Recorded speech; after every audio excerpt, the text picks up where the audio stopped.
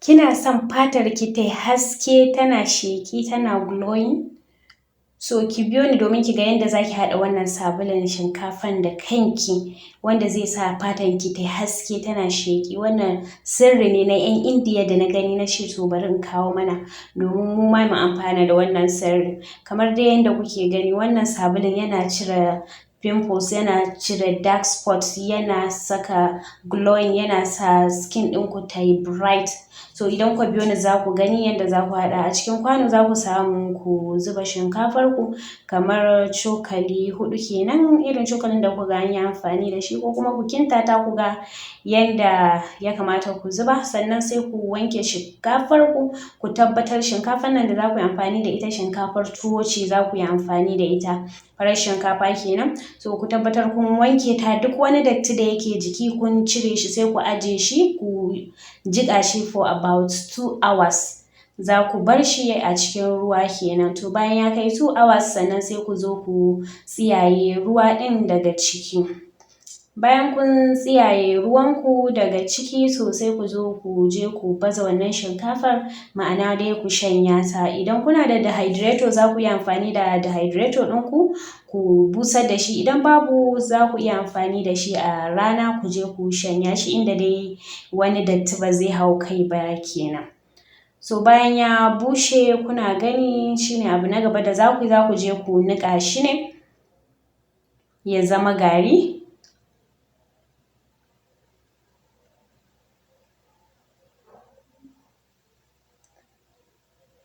So bayan kun niƙa shi kun zama da shi gari kamar yadda kuke gani, to sai ku samu rariyar ku mai laushi sosai wadda za ta tankaɗe muku, ba za ta bar muku sauran tsaki a jiki ba. Ku tabbatar garin da za ku tankaɗe ya zama mai laushi ne.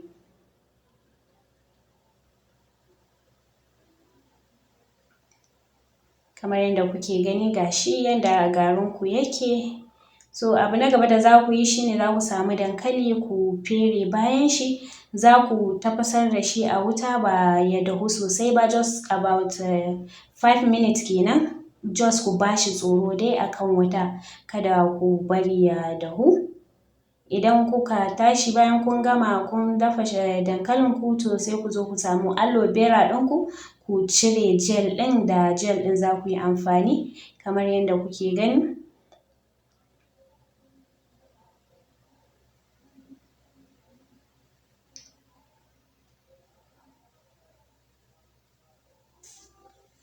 So sai ku cire gel ɗin daga cikin aloe vera, sannan da shi za ku haɗa da, za ku yi mixing kenan da dankalin ku da aloe vera gel, ku haɗa shi gabaki ɗaya da sai ku yi mixing ɗinsu tare. Ku tabbatar kun yanka dankalin ku ƙanana yanda zai ba ku damar ku niƙa su ya niƙu kenan.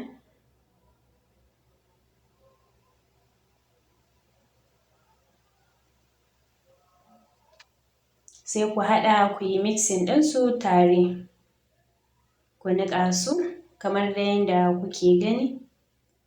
So bayan kun niƙa aloe vera ɗinku da dankali sai ku zo ku tace shi, ku samu abin da za ku tace, abin tata kenan.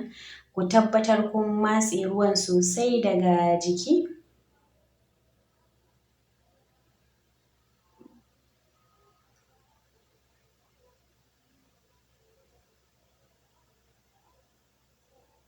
So bayan kun fitar da juice ɗin kenan daga cikin aloe vera da dankali, to wannan da kuke gani glycerin base soap ne, ana sai da shi a wurin masu sai da kayan haɗin sabulu, a wurinsu za ku samu. So sai ku zo ku yanka shi ƙanana yanda zai ba ku dama ya yi melting da wuri kenan.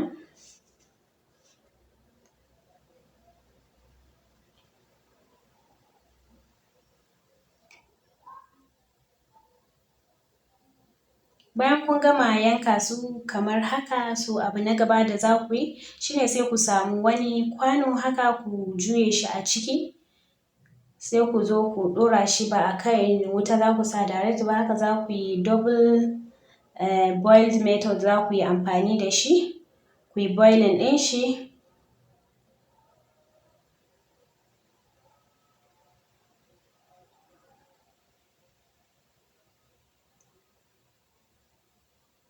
kuna juya shi haka har sai kun tabbata ya narke. Idan ya narke sai ku samu vitamin E capsule ku zuba a ciki. Vitamin E capsule yana gyara skin, idan kuka yi amfani da shi zai ba skin ɗinku kariya, zai kuma gyara muku skin ta yi sheƙi mai kyau.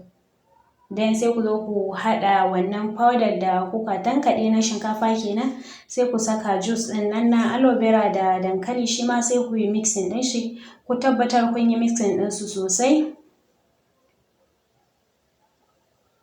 har sai kun ga wanda ya dunƙule duka sun ware. To idan kuna da mold za ku yi amfani da shi, in babu za ku yi amfani da kamar kwano haka, ko kuma ku yi amfani da mold ɗin da za ku zuba a ciki.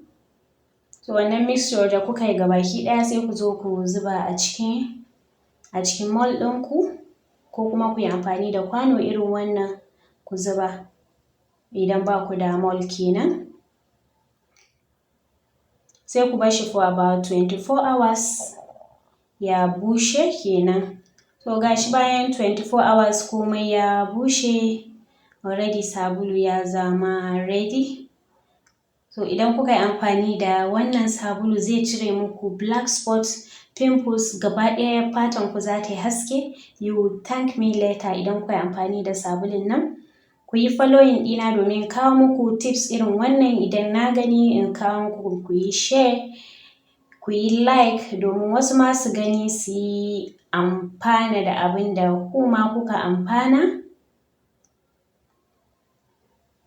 Kamar yadda kuke gani gashi sabulun mu already ya zama ready, so sai ku yi amfani da shi domin gyaran skin ɗinku.